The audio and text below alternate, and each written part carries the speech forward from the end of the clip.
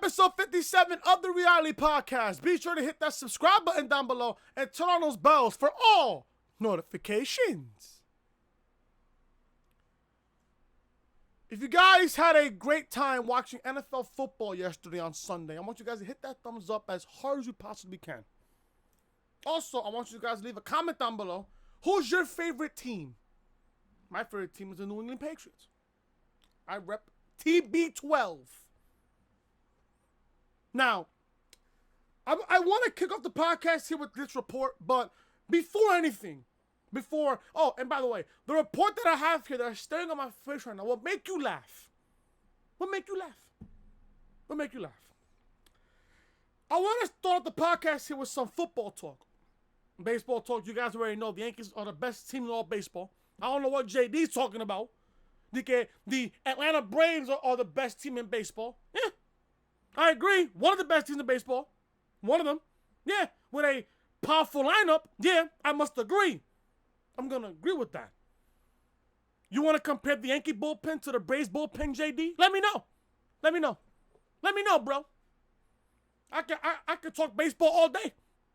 What happened in 96? What happened in 99? You tell me, bro. You tell me. I want to start off the podcast with some football talk real quick. I'm recording this for you guys on Monday. You guys will be getting this on Monday afternoon. As a part of a double upload, you guys will get Monday Night Raw review later on tonight. I'm off until Wednesday, so I'm good. You guys will be getting Raw and SmackDown review on Monday and Tuesday, respectively. So there you go there. I want to kick off the podcast here with some football talk here on episode 57. Oh, football season is back. Thank God. Thank fucking God. You know the one team I feel bad for the most? TM's Carolina Panthers. I feel bad. I was watching the game. I thought that they was going to come back and win, but it's only, TM, if you're watching, it's only week 1, bro. Don't worry about it. It's only week 1. You know, by the time we get to week 3, week 4, then, you know, if you start the season 1 and 3, coming into week fucking 5, you know it's fucking terrible. You know you're off to a bad start. Just saying. Patriots won last night on Sunday Night Football against the Pittsburgh Steelers by the count of 33-3. Tom Brady, who is 42 years old, by the way. 42 years old, Tom Brady. 6 Super Bowl rings. In my opinion, the greatest quarterback of all time. And no one is going to argue with me on that point. That is the reality of stuff. Brady is the greatest quarterback of all time. Don't at me. Oh, but Chris, what happened to Tom Brady against the Eagles and the Giants? I'm not going to lie to you. The Eagles caught the Patriots off guard. That I respect. The Giants, though, the last two times the Giants put the Patriots in the Super Bowl, questionable, very questionable. Especially where 07, where we went undefeated and then we lost to the Giants. God was a Giant fan that night. Do not come at me with this type of excuse. God, whoever you Giant fans play to, turned him into a fucking Giant fan that night against the Patriots. I'll give you that. Super Bowl 46. A win's a win. Clap, clap. You get a golf clap from me. So there you go. 2 wins, yeah. But at the end of the day, who's the better quarterback? Eli Manning or Tom Brady? Let me know. Sarex, I know you're watching, but I know you love my fucking Patriot jersey. I know. Fire, right? I know. Fire. You know, my fellow Patriot brother, Sarex, he's also a Patriot fan as well. He's my thumbnail maker. If you guys need any YouTube thumbnails or cover or album covers or anything, hit up my boy Sarex. His Twitter will be down below in the description as we speak. Sarex, shout out to you, bro. Sarex has worked with JD, Salamonster. He also works with House of Glory, among others. And he's working with yours truly, so there you go. Sarex, if you're watching, shout out to you, bro. I hope everything is good with you so far. And did you enjoy the win last night? My God. A great defensive game by the New England Patriots. Oh, Chris, the Patriots are not known for their defense. What happened in the Super Bowl against the Rams?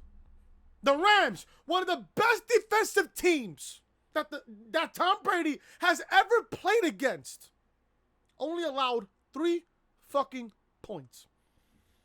The Patriots defense back in the Super Bowl in February only allowed 3 fucking points against the #1 defense in the NFL.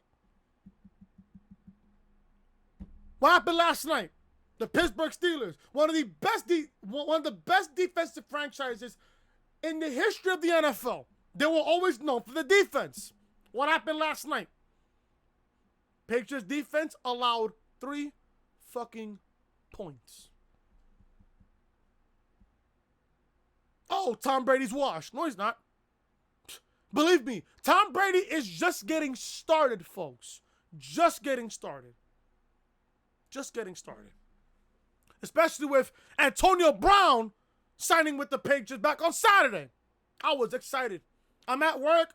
I got the news broke onto my phone. Whoop-de-doo. Antonio Brown, welcome to the winning team.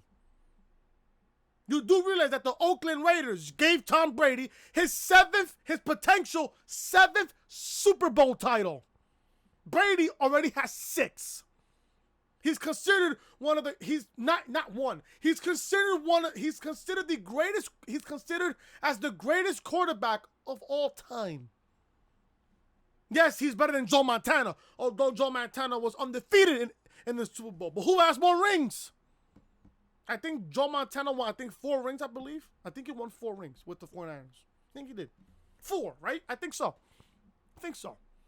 Brady has more rings as a quarterback than most of the NFL franchises put together. That is tough. That is fucking tough, bro. That's tough. Oh, and speaking of the AFC East, can we talk about the Jets real quick? My God. Imagine having a 16-point lead against the Buffalo Bills out of all fucking teams. And you just allowed the fucking Bills to score 17 unanswered points and win the game.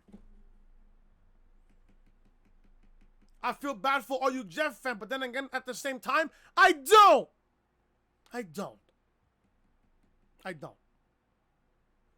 What about the Miami Dolphins? Oh my God, if you're a Miami Dolphin fan, my God, I heard that multiple players, after that first game of the season, multiple players want to get out of the Miami Dolphins after a 59-10 loss over the Baltimore Ravens.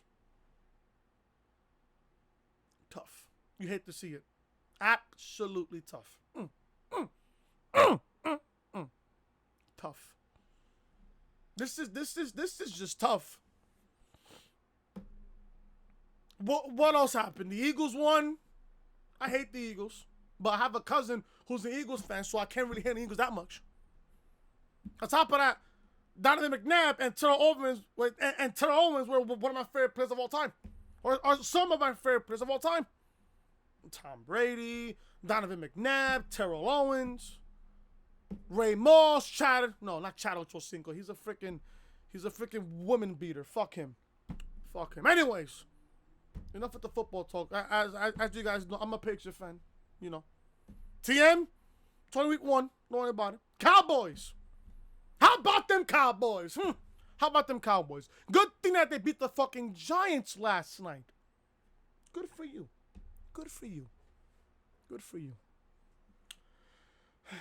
Yep, that's all I can say there. Patriots gonna win another ring after week 1 already. I don't care. Blow me. Again, 2? I don't know again, 2. Just know, with Tom Brady having Josh Gordon, Julian Edelman, and now Antonio Brown. Mind you, Gronk retired after the Super Bowl. I don't know, folks. I don't know. You tell me.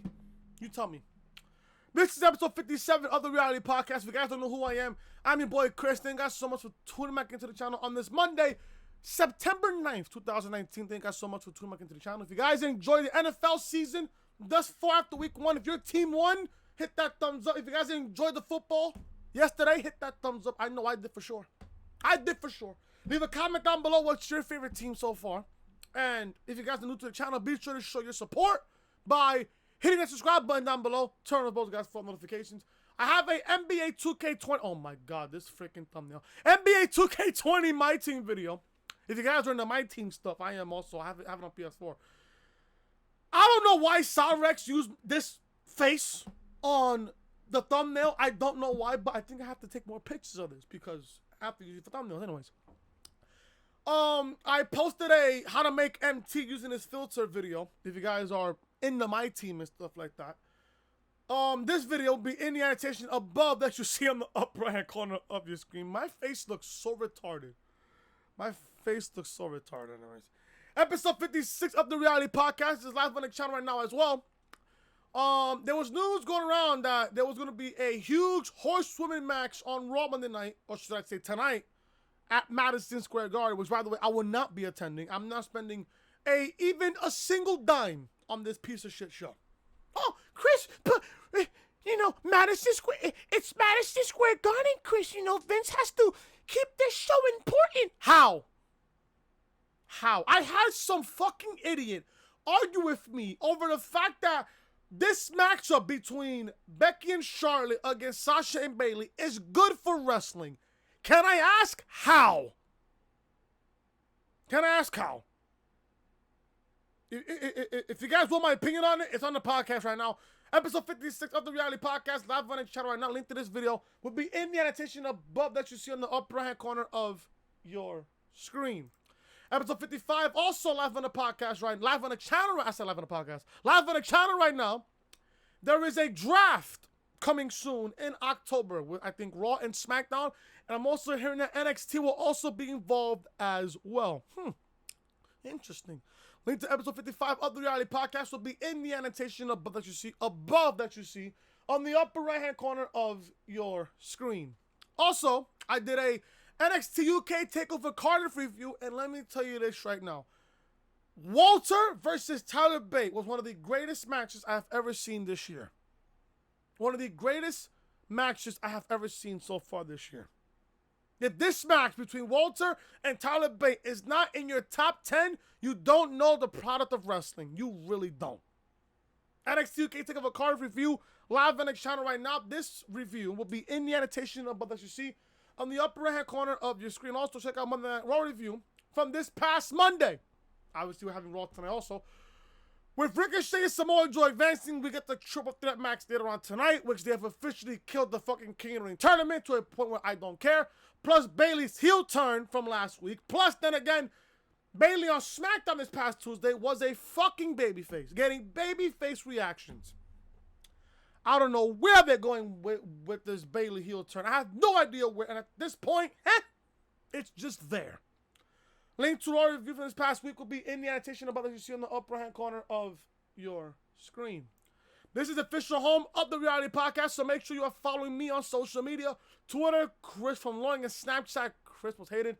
And like I said, if you guys are enjoying the content, be sure to show your support by hitting that subscribe button down below. Turn on those bells for notifications. Then let's begin episode number 57 of the Reality Podcast right here on the channel. We're going to begin episode 57 of the Reality Podcast with this article. And when I read this article, I want you guys to even laugh. This is a laughable article.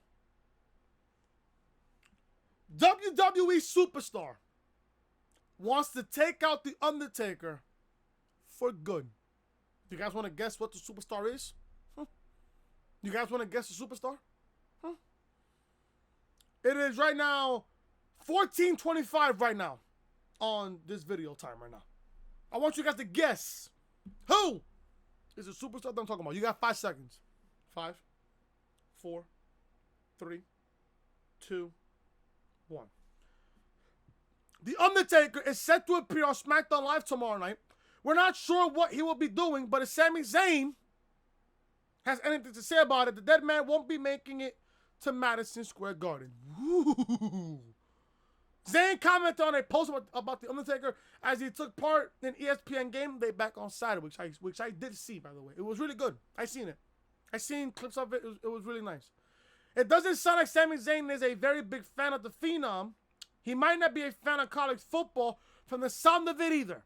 This is what Sami Zayn tweeted, and I quote, after replying to SI Wrestling, "I should really do the Undertaker the favor of a lifetime and take him out for good. SZ. I can hear your laughs as we speak. I can hear. I can clearly hear your laughs as I'm reading this report. Commenting about taking the Undertaker out for good on a post about his college game day appearance is a pretty strange place to make that kind of statement. We'll just have to wait and see if the company will even give Sami Zayn the opportunity." This is completely fucking laughable. Sami Zayn trying to take up the Undertaker for good? Mr. Zayn, sir, you should be trying to ask for your release and go to All Elite Wrestling. The last thing you should be worried about is the Undertaker. That's the last thing you should be worried about. The simple fact that you are in this storyline with Shinsuke Nakamura actually pisses me off. Because there's two nobodies on television for no fucking reason. Can I just ask, why is Sami Zayn in a storyline relationship with Shinsuke Nakamura? Can I just ask why? How am I supposed to take somebody like Sami Zayn serious? I don't know, folks, you tell me, but this is just completely fucking laughable. Sami Zayn is trying to take out the Undertaker for good. Yeah, sure. Yeah, sure. Good luck with that, Mr. Sami Zayn, sir. Good luck on that. Good luck with that. Good luck with that. Oh, boy. The amount of news that I have here is just not even funny. Now, I have this report here about Shane McMahon. The real reason why Shane McMahon is missing from WWE television has been revealed. Shane McMahon has been around recently, but there's a very good reason for that. We previously reported via Dave Meltzer that Vince McMahon had just forgotten about his son. Really now? Did you? Since when? Since when? It was said that creative didn't have anything for Shane, and since Vince is running the show, that means Shane O'Mac's father didn't have anything for him. This is what Meltzer said on the Wrestling Observer Radio. He said this, and I quote, "The writers haven't had anything for him, and Vince McMahon is the guy that's been writing the show, and he's forgotten about him. He's forgotten about his son's angle. Yeah, I mean, he hasn't been on," end quote. In fact, that is the case at all, because Shane McMahon has been doing his civic duty by taking part of jury duty. I hope the case is long enough to a point where the King of the Ring tournament is done already by then. God, do I only hope so. God, do I hope so. We're not sure exactly how long McMahon has been locked away from the public, or even what kind of case he's on, which will determine the level of isolation that a trial will require for the jury. The fact is that he's definitely doing jury duty. So it's not that Vince McMahon forgot about his son, it's that Shane McMahon's excellent skills and judgment were needed instead.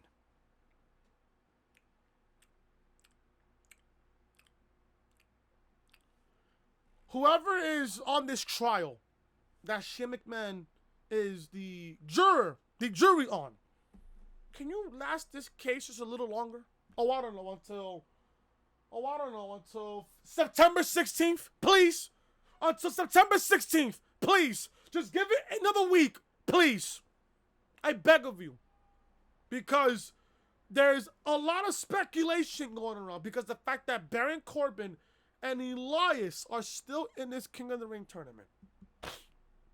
I pitched the idea a couple of weeks ago that still could play a factor. What if Elias is in the King of the Ring finals on Sunday at Clash of Champions, and all of a sudden, he gives his final spot to Shane McMahon? Now, depending on who wins the triple threat match of the King of the Ring tournament later on tonight between Ricochet, Samoa Joe, and Baron Corbin, I think we'll get Ricochet in the finals.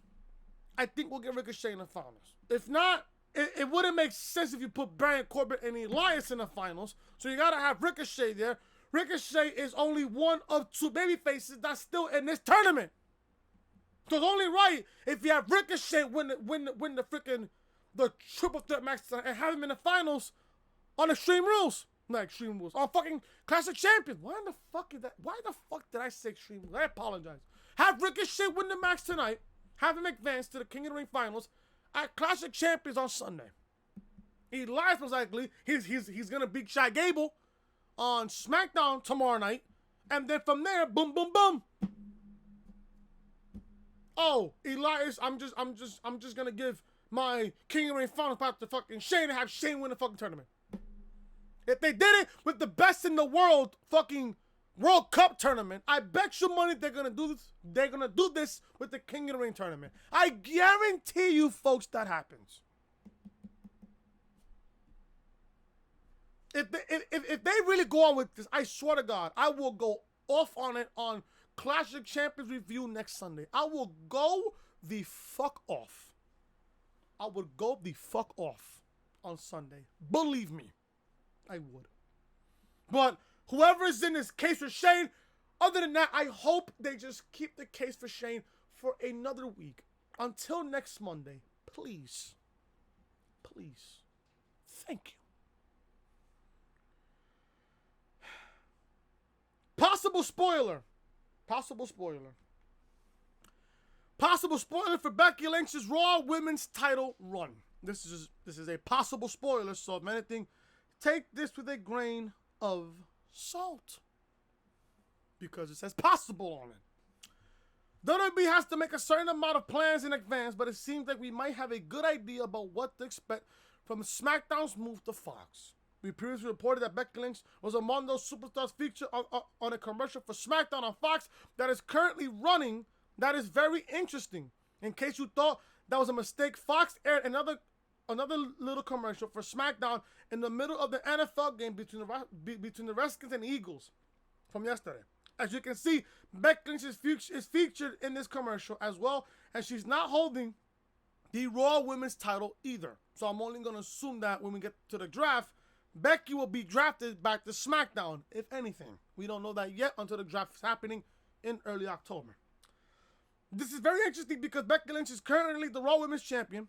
If the company goes back to exclusive rosters for each brand, then that could mean an end to her reign if she's called back to the blue brand.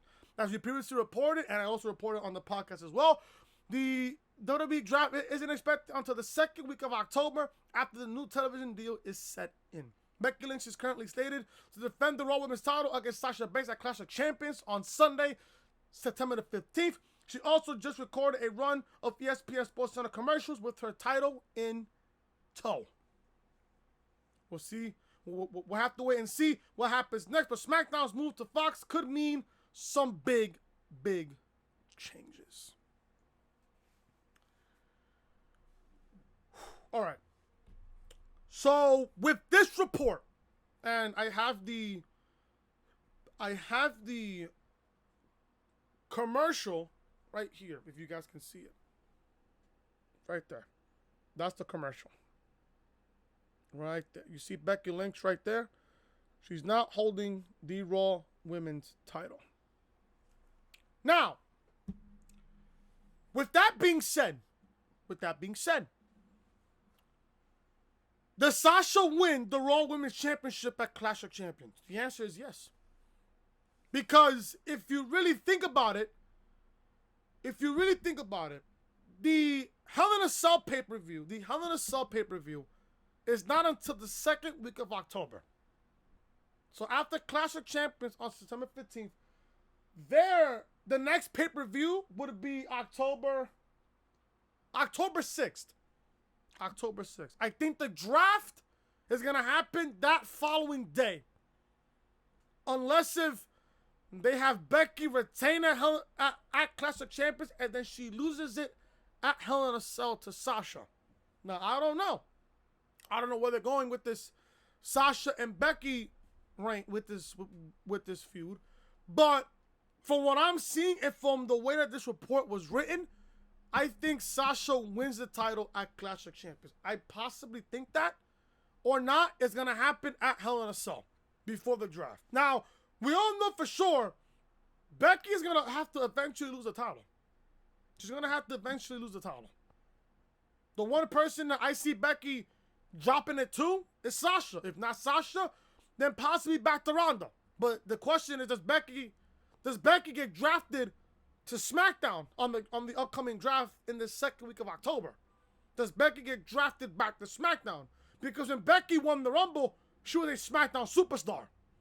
She was a exclusive superstar on the SmackDown brand. So, we don't know. Does Becky get drafted back to SmackDown? No one knows. But it's only a matter of time now before Becky loses the Raw Women's title. Most likely she's going to lose it to fucking Sasha Banks at Clash of Champions. That's where I would do the title change. Most likely either at Clash of Champions or they fight at Hell in a Cell. So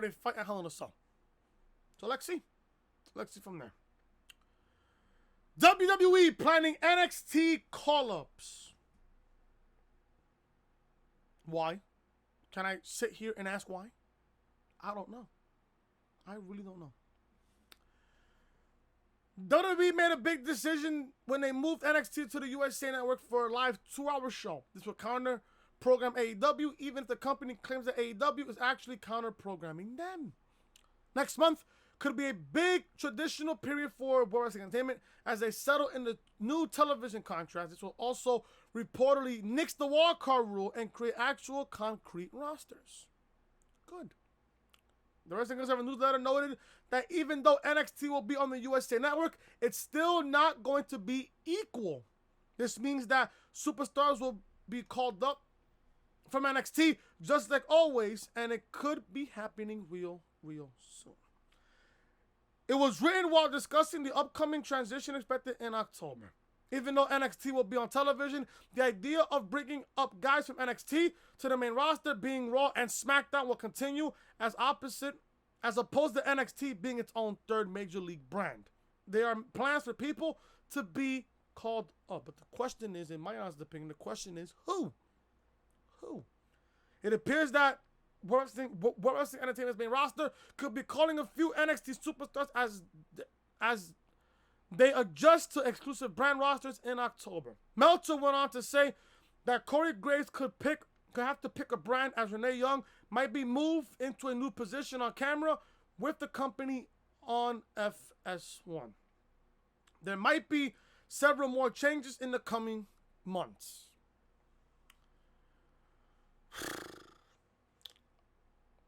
I wouldn't even call up anybody from NXT. I really wouldn't. Now, if you want to do a draft, which they'll obviously do, the least you can do is call up not a lot of NXT guys, because you're going to need, in order for NXT to counter program with AEW, you're going to need the likes of Gargano, Ciampa, Cole, Undisputed Era, Velveteen Dream, among others.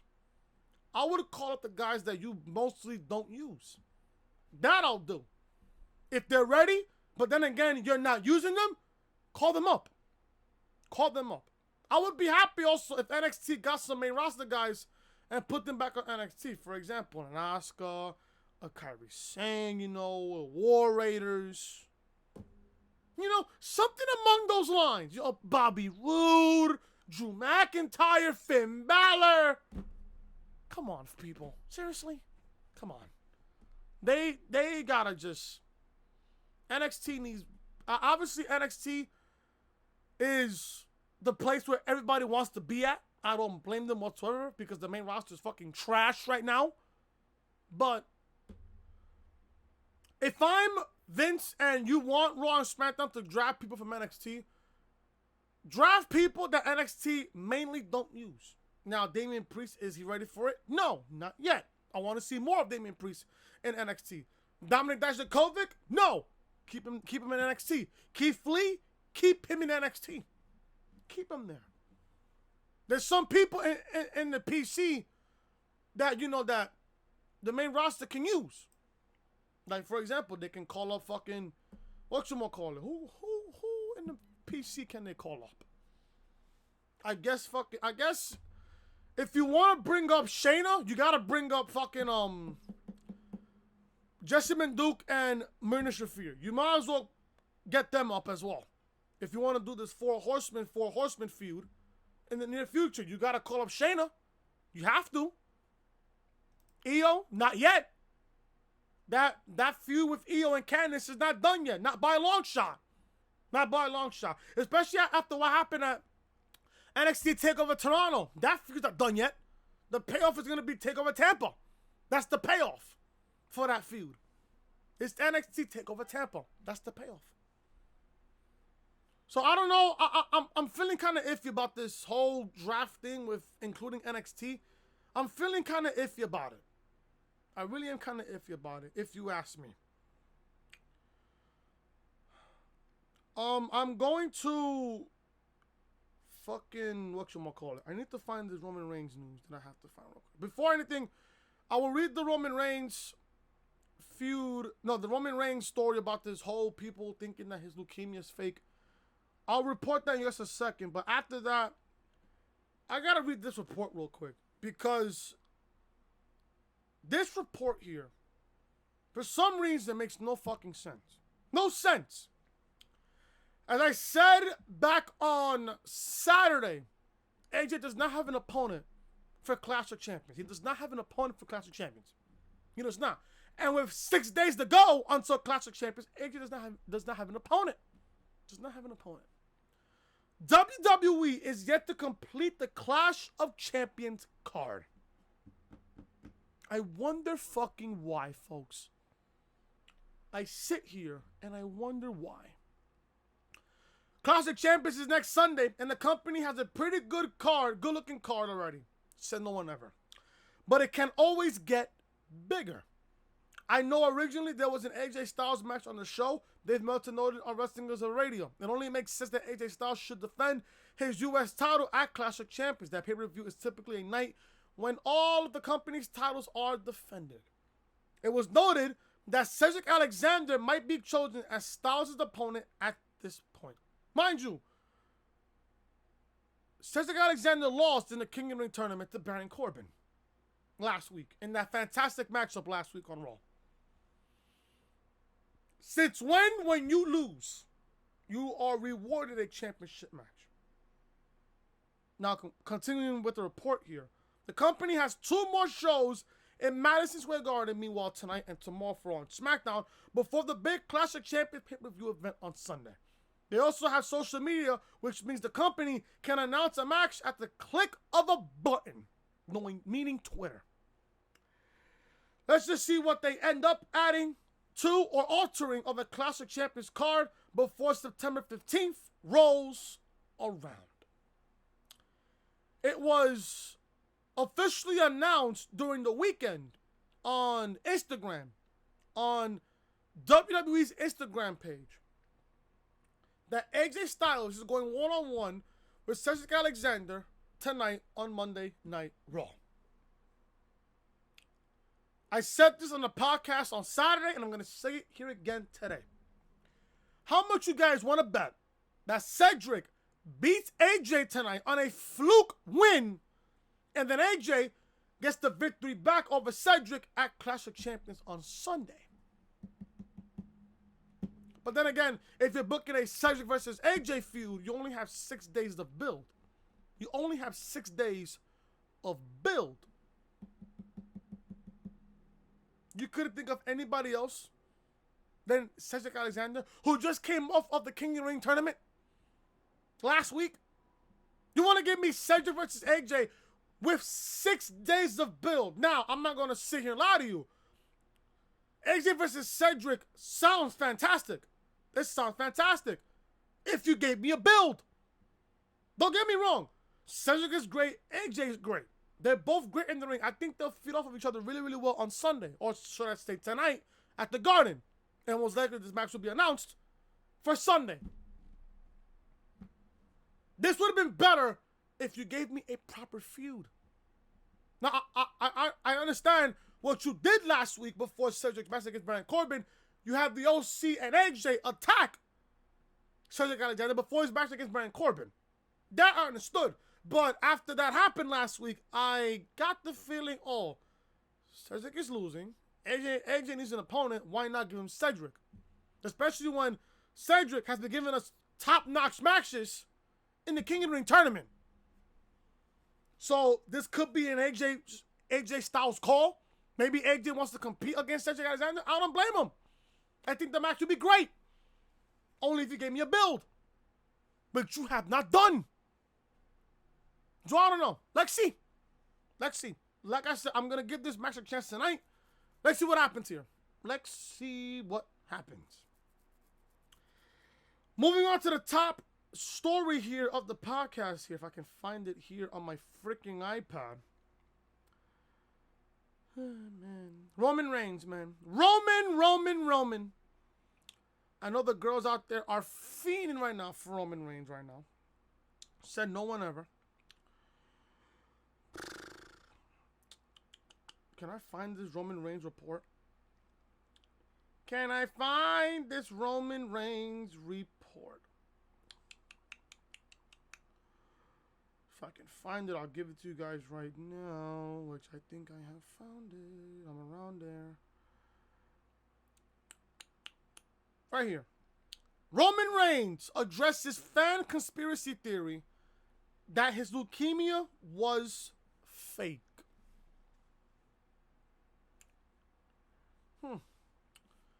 Now, before I read this report here, I'm going to say this right now about Roman Reigns. Has Roman been featured good since his return? Yes. Has Roman Reigns been shoved down our throats since he's been back? No. I'm going to sit here and completely be honest with you guys. Roman Reigns has not been shoved down our throats since his return. The one person that has been shoved down our throats recently is Seth Rollins. Now, I've hated Roman over the past 5 years. I've hated Roman. I've hated it. I've hated him ever since.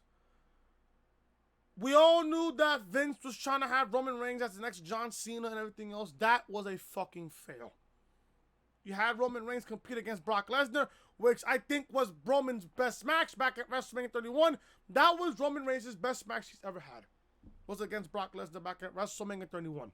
Fantastic match. Then you have him against Triple H at WrestleMania 32 in the main event. We all knew that Roman was being shoved down our throats the second that match happened. You know, against the biggest crowd in WrestleMania history, quote unquote. Then you have Roman Reigns go up against The Undertaker at WrestleMania 33. I did not like the fact that they fed Roman Reigns to The Undertaker. I ask, why did this match even happen? People were telling me, oh, it was because of the fact that Roman eliminated The Undertaker back at the Royal Rumble. That's why they have this feud.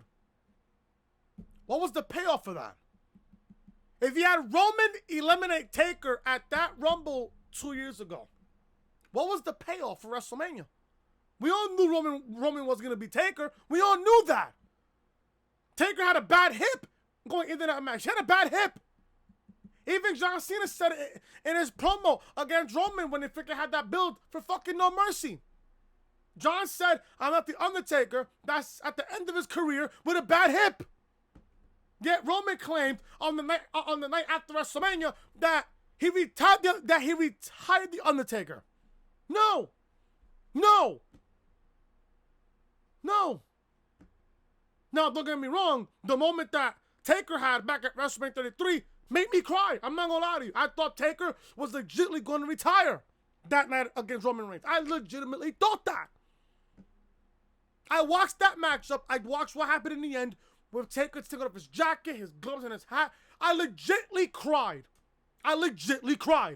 Legitly did. Not really. I just had tears coming down my eyes because I thought this was the exact end. What happened? Taker came back the following year at WrestleMania against John Cena. Is Taker retired? No. 34 against Brock Lesnar. Everybody knew that Roman was going to beat Brock Lesnar at WrestleMania 34. What the fuck did Vince did that night at WrestleMania 34 against Brock Lesnar? He knew that everybody predicted, oh, Roman is going to beat Brock at WrestleMania for the Universal Championship. It's predictable.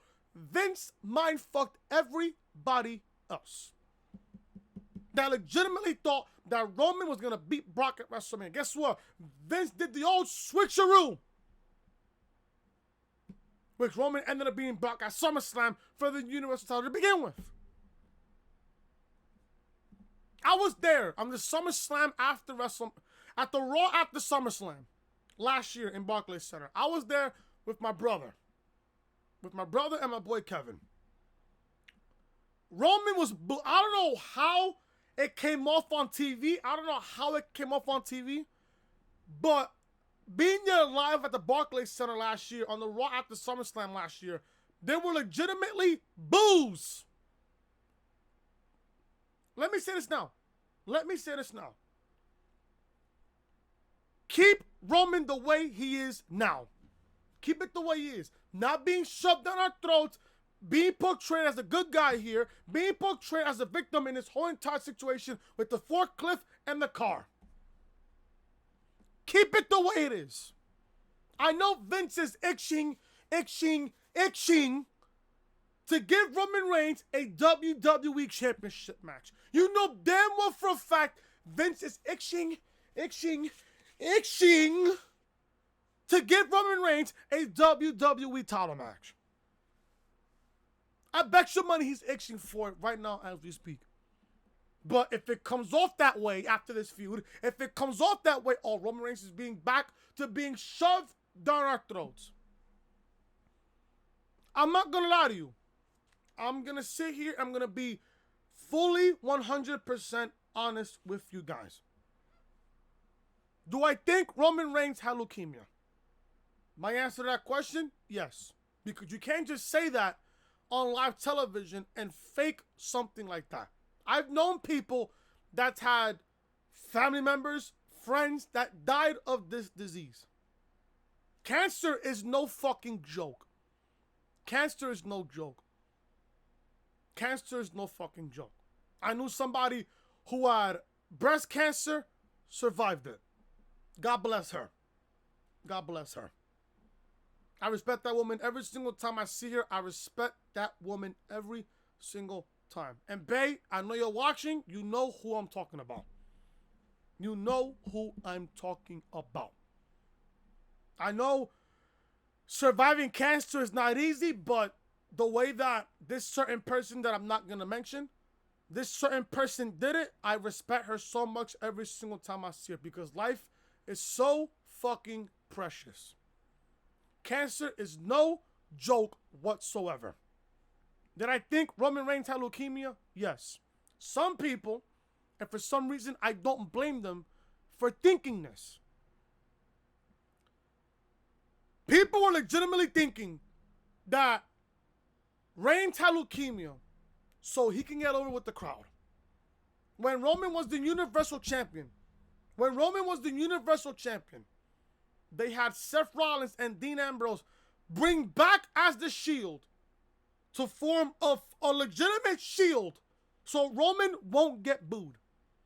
With the return of Dean Ambrose, with Rollins as the IC champion. Rollins was hot in 2018 with Ambrose coming back and shit. There was no way you couldn't boo Rollins and Ambrose with Reigns on their side.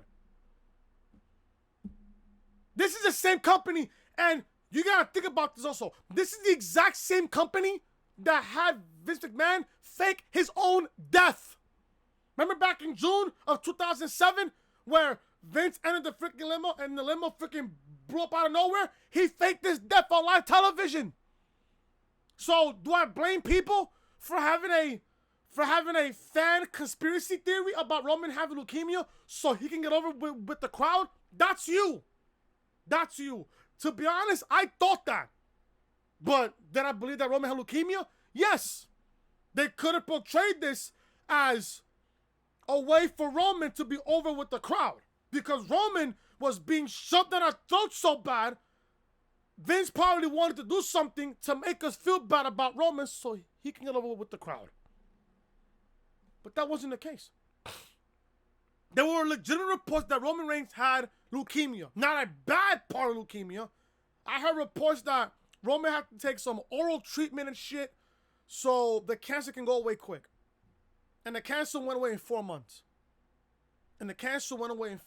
He didn't lose any hair. He didn't lose any muscle mass in his body. Because if he had a big part of leukemia, he would have lost his hair and his muscle and his muscle mass in his body would have been gone. So I am happy for Roman, or should I say Joe NOI. I'm happy for Joe NOI that he survived leukemia. I respect that. He's earned my respect. Joe NOI has earned my respect. But the character Roman Reigns that people just don't understand. There is a difference between a character and a real life human being. People are taking this too serious as Roman Reigns being a real life character, as a real life person.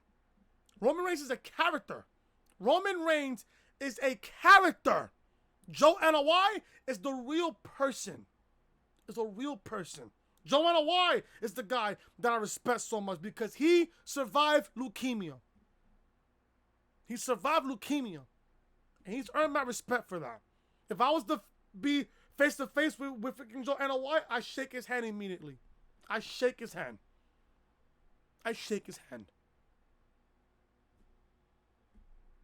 I don't blame people for having this conspiracy theory about Roman faking his leukemia so the fans can feel bad for him and he can be over with the crowd.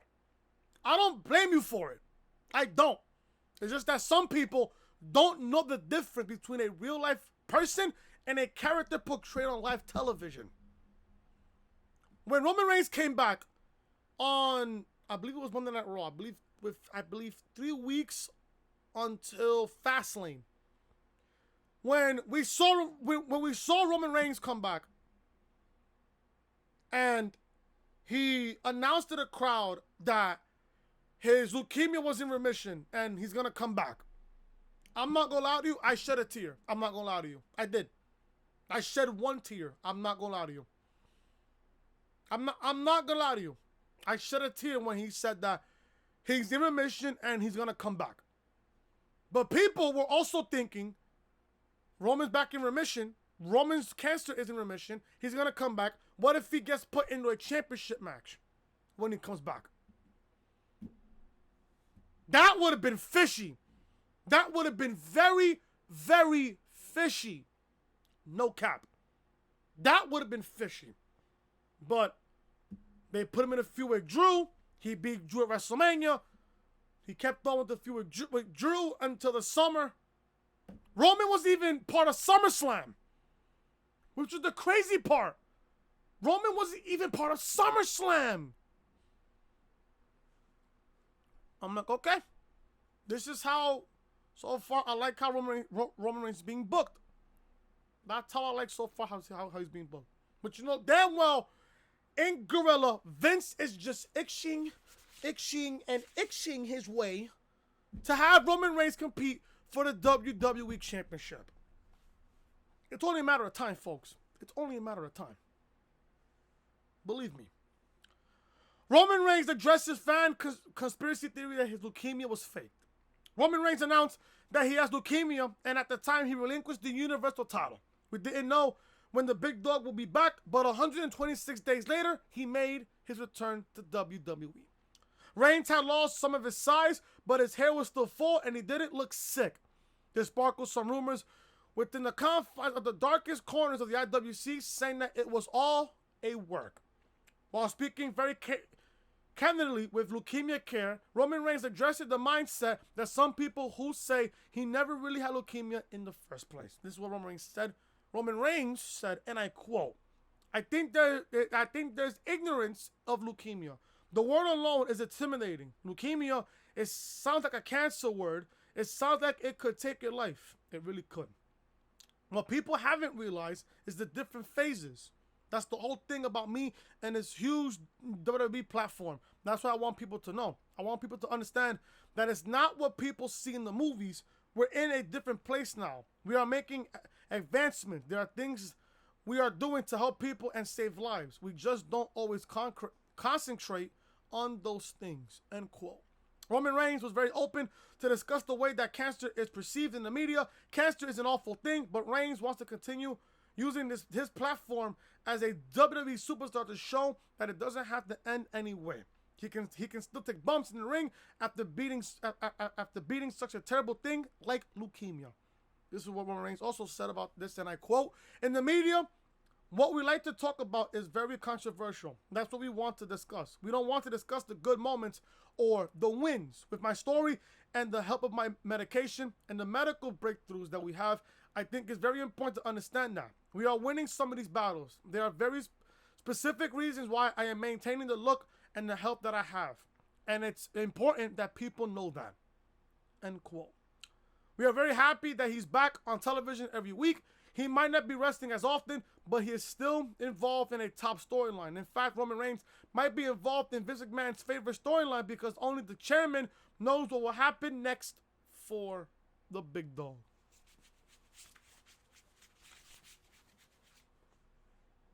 You know what Vince has in line for Roman Reigns?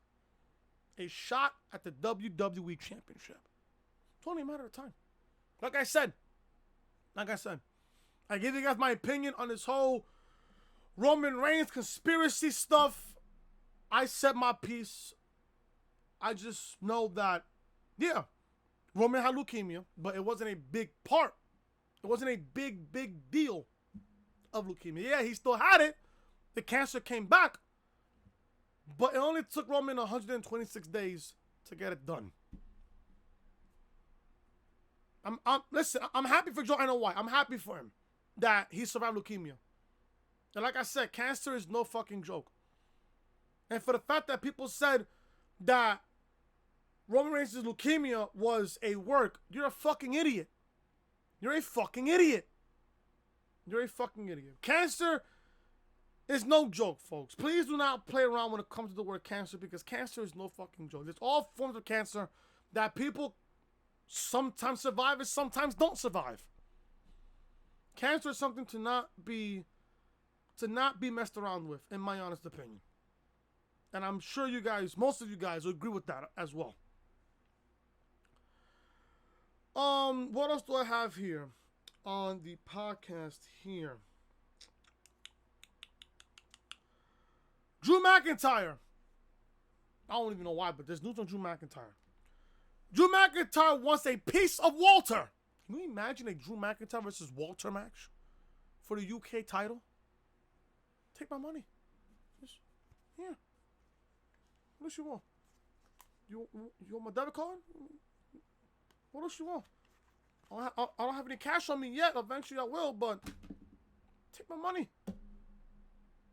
Give me a Drew McIntyre versus Walter match for the UK Championship at a UK takeover.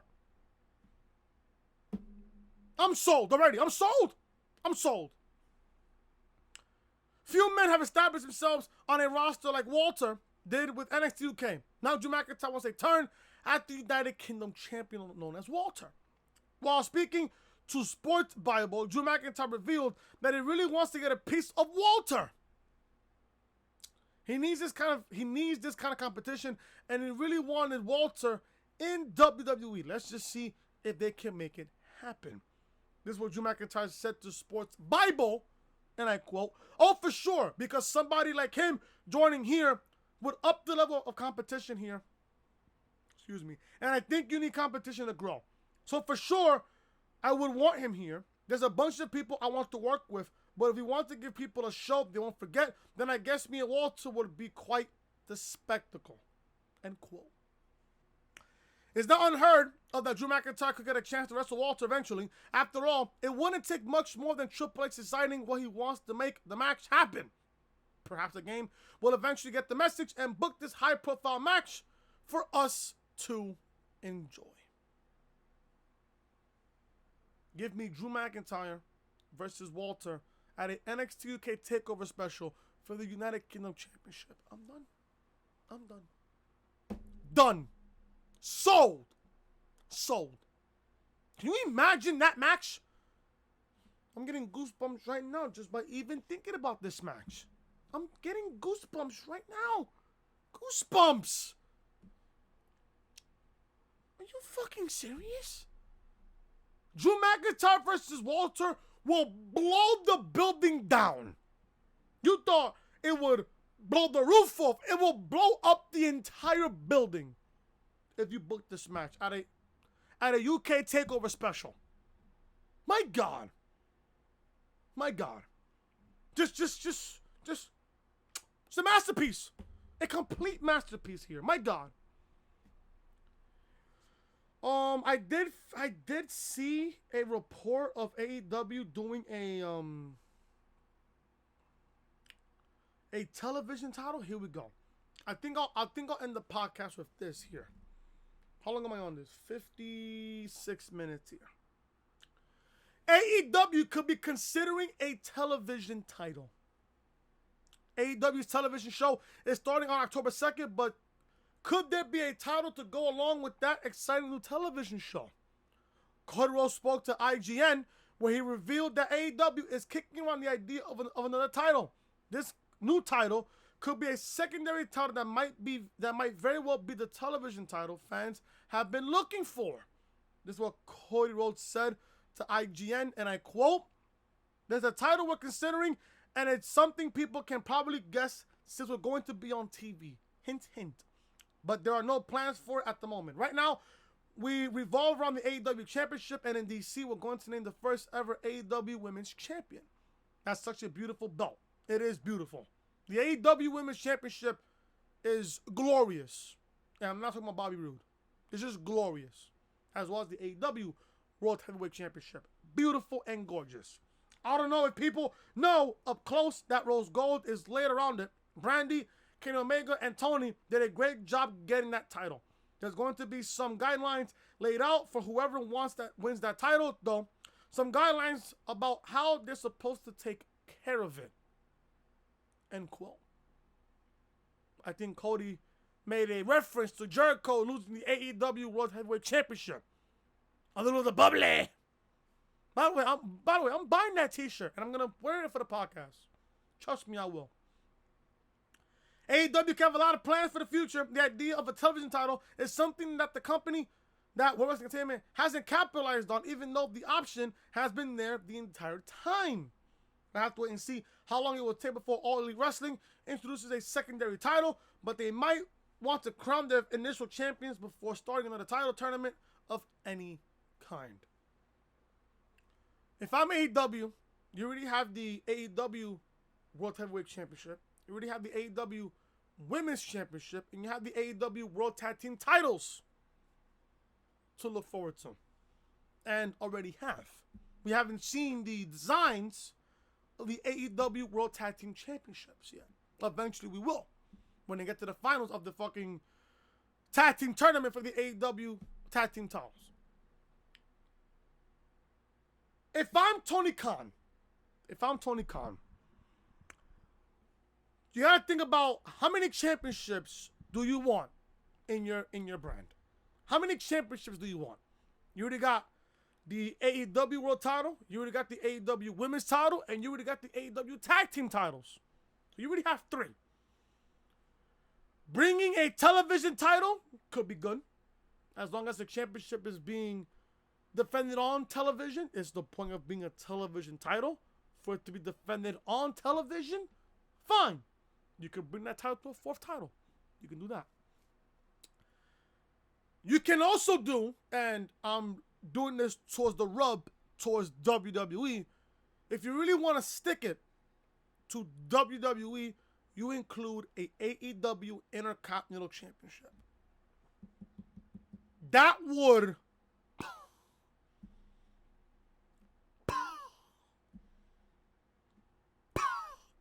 stick it. the WWE. If you bring a AEW Intercontinental Championship or maybe a AEW US title. Now, one thing that I do not want AEW to do, and this is already a failed thing by WWE, WWE brought the WWE Women's Tag Team titles. If I'm AEW, I would not even do that. I would not even bring, not even a thought of the AEW Women's Tag Team title. I wouldn't even do that. Unless if Tony is up for it, if he wants to have a women's tag team division in AEW, by all means do it. Because I already know AEW is going to do it 10 times as better than World Wrestling Entertainment did already with their titles. That's just completely facts there. That's just completely facts. But AEW could be considering a television title. I'm up for it. But you just got to line your champions first before you want to do something else like that. Other than that, I'm good with a television title. In my honest opinion. I'm good with it. I'm down with it. I'm completely down with it. Let me see if I have one more news article here before I end the podcast here. I'm already an hour in. I don't want to make this too long. I don't want to make this too long. Now, there's a report also here on why Shane's been off television. They said because of jury duty. I don't want to read the entire playable character list for WWE 2K20. I don't really want to do that. It's too much of a long list of a freaking thing here. What else do I have here to end the podcast here? What can I end with here? What can I end with for episode 57 of the reality podcast? Yep, I guess I could end this thing with Bray Wyatt. Bray Wyatt shares cryptic advice from Sister Abigail.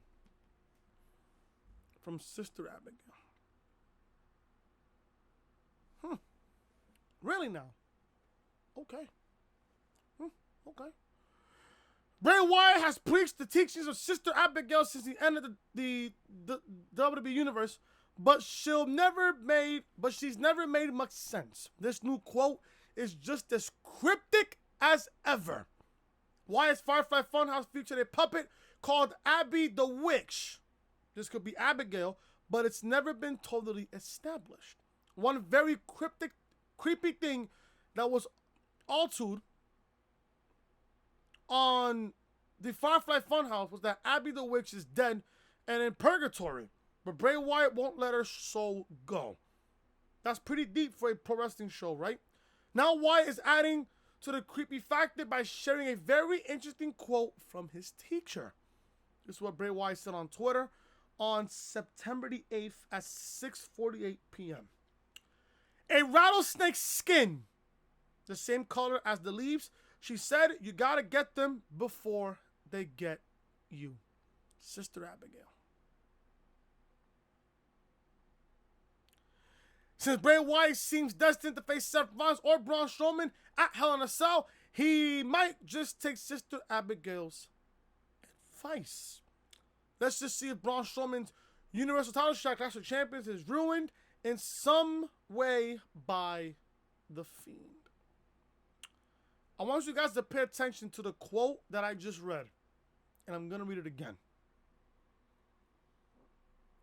A rattlesnake's skins, the same color as the leaves. She said, you got to get them before they get you. Sister Abigail. Rattlesnake skin is the key words in this entire quote. I would not be surprised if we see on Raw tonight, and I could be off by a long shot, but then again, I'm going to believe it could possibly happen. I would not be surprised if Bray Wyatt comes into the contract signing and attacks Stone Cold Steve Austin. Because Bray Wyatt lately has been attacking Hall of Famers here and there, Mick Foley, Kurt Angle, among others. How would it do for Bray Wyatt's Fiend character to attack somebody like Stone Cold Steve Austin. I think that'd be pretty huge. I think that's how invested people are in this Bray Wyatt Fiend character. That's just my honest opinion. Bray Wyatt even said it himself and it's on Twitter. SmackDown's 20th anniversary, I think in their debut episode on Fox on Friday, somebody asked Bray Wyatt who is he going to attack on that show. You know who Bray Wyatt said? Sting. Sting is rumored and advertised to be on SmackDown's first live show on Fox at the Staples Center in Los Angeles in October. If Bray Wyatt's there attacking Hall of Famers here and there, that's how you know people are invested in this Fiend character. You do know who's behind the Fiend's character. Jason Jordan, Triple H, and The Undertaker. Or what if, just by speaking of The Undertaker, what if we get The Undertaker in the Garden tomorrow on SmackDown, which is advertised to be tomorrow? What if Bray Wyatt, the Fiend, comes out and attacks The Undertaker? As long as it doesn't lead to a match, I'm okay with this. As long as Wyatt attacking Taker does not bleed into a match, I'm okay with it. I'm okay with this. I'm actually okay with it. Because what if, and this is not out of the realm of possibility here. What if they book The Fiend versus The Undertaker at Crown Jewel? In November. What if they book that matchup? Wyatt is going to be the Universal Champion. Wyatt is going to be the Universal Champion by then, most likely. What if he has a matchup against Undertaker? Do you really think the Undertaker is going to beat Bray Wyatt and become the Universal Champion? No.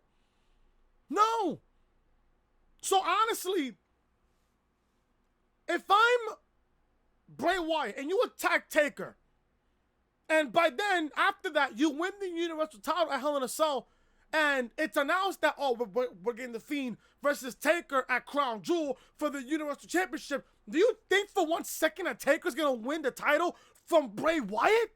No. Heck no. Hell, if I'm Taker, in my honest opinion, I would want a match against The Fiend, but I'm putting him over.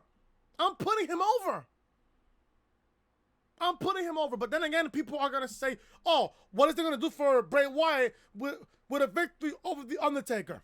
The Undertaker is the greatest of all time. In what many people's eyes. Taker is the greatest of all time. Taker is the greatest superstar of all time next to Ric Flair. Taker's the greatest of all time. You want to have a guy like Bray Wyatt defeat somebody like The Undertaker, especially if Taker is involved in this Bray Wyatt character? Why not put him over? Why not? If I'm Taker right now and you're invested in this character, I want to put this man over. The fact that Bray Wyatt has been royalty fucked since his debut and people never took him serious, now people are taking him serious. Hell, if I'm Undertaker, boy, you better put him over. And I think with a victory for Bray Wyatt over The Undertaker, it's going to mean something. Bray Wyatt, if he gets it, let's say if they book this match for Crown Jewel between Taker and Wyatt, it could be for the Universal title or not. I mean, do you really think for 1 second Taker's going to beat Wyatt for that title? No. At this point, I wouldn't even book Taker to win any type of championship anymore. That's done. Buried and done. Let's say they do book Wyatt and Taker for Crown Jewel. for the Universal Championship. Yeah, it's going to be predictable, but at the same time, if Wyatt beats Taker, Bray Wyatt, this Fiend character of Bray Wyatt, is the new generation's version of The Undertaker. Taker has already seen his day. He's already seen his time. I think if Bray Wyatt, if he picks up a victory over The Undertaker, Bray Wyatt has legitimized himself as this generation's version of The Undertaker. And I said this back at SummerSlam Review. People were scared when Taker made his debut in 1990. People were scared of this man. The way he came out, his hat and his gloves and his tie and everything else, with his entire outfit, with his trench coat. People were scared of him. Just how people were scared of Bray Wyatt back at SummerSlam against Finn Balor. People were scared. Even Jessica, she was scared. If you got people scared, you're doing the right thing. You're doing something good for your character. You're doing something good. Especially with the mask and shit. People are buying the mask at the shop.com. People are buying the mask. People are invested in this Bray Wyatt character. People are invested in this character. And you gotta thank Jason Jordan, Triple H, and The Undertaker for creating the Fiend, Bray Wyatt. Taker has some influence in his character. He does. Taker has the biggest influence in Bray Wyatt's character. He does. It's mythical, it's scary, it's demonic. Just like Taker was in his prime. Come on, folks. If you're not invested in this Bray Wyatt situation, I have no idea what else to tell you here. I really don't. You really don't. And that, folks, is the reality of things right here on episode 57 of the Reality Podcast. Thank you guys so much for watching. If you guys enjoyed the podcast, please leave a thumbs up. Leave a comment down below. What you guys thought of the podcast? What are your favorite football team right now in the NFL? Also, if you guys are new to the channel, be sure to show your support by hitting that subscribe button down below. Turn on those bells, guys, for notifications. I got a video up right now from yesterday, NBA 2K20 My Team video with the snipe filters and stuff. Link to this video will be in the annotation above that you see on the upper right-hand corner of your screen. Don't mind my face. Episode 56 of the podcast, live on the channel right now. Episode 55 as well, live on the channel right now, as well as NXT UK Takeover Cardiff and Monday Night Raw review for this past week, live on the channel right now. All those videos will be in the annotation above that you see on the upper right-hand corner of your screen. This is the official home of the Reality Podcast, so make sure you're following me on social media. Twitter, Chris from Loring. Snapchat, Chris was hated. And like I said, if you guys are enjoying the content, be sure to show your support by hitting that subscribe button down below and turn on those guys for notifications. I'll see you guys later on tonight for Monday Night Raw review as Raw is emanating from the world's most famous arena, Madison Square Garden, here in New York City. If you guys are new to the channel, be sure to show your support by leaving a thumbs up, leave a comment down below, subscribe to the channel if you haven't already. And of course, I'm Chris. Guys, leave a like, comment, subscribe, share the video all over social media. I'll see you guys later on tonight for Monday Night Raw review. Till then, I am Chris.